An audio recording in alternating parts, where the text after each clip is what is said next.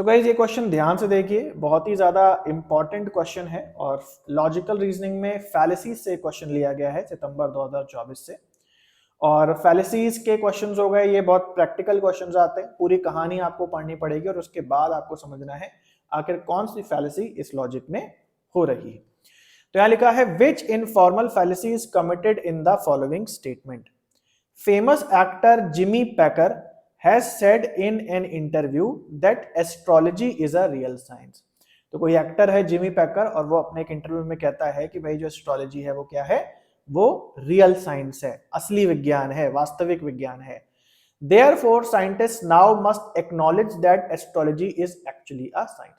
और इसीलिए अब साइंटिस्ट को जो है एक्नॉलेज करना चाहिए अब, क्योंकि इस जिमी पैकर ने भी कह दिया है अपने इंटरव्यू में कि भाई रियल साइंस है, इसलिए मुझे लगता है कि अब साइंटिस्ट को भी एक्नॉलेज करना चाहिए, उन्हें भी मान लेना चाहिए कि एस्ट्रोलॉजी एक रियल साइंस है।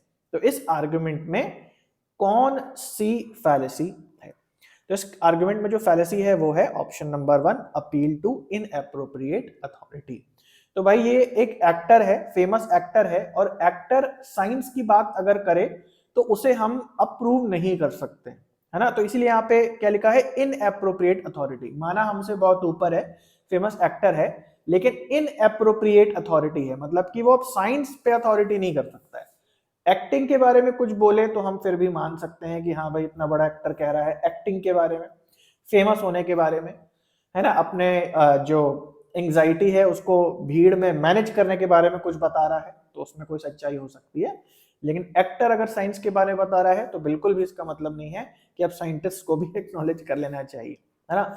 हालांकि इस आर्गुमेंट का ये मतलब नहीं है कि अगर हम ये कह रहे हैं कि एस्ट्रोलॉजी रियल साइंस है, ये बात झूठ है, तो उसका ये मतलब नहीं कि एस्ट्रोलॉजी एक फेक साइंस है, उसकी बात ही नहीं हो रही यहाँ पे।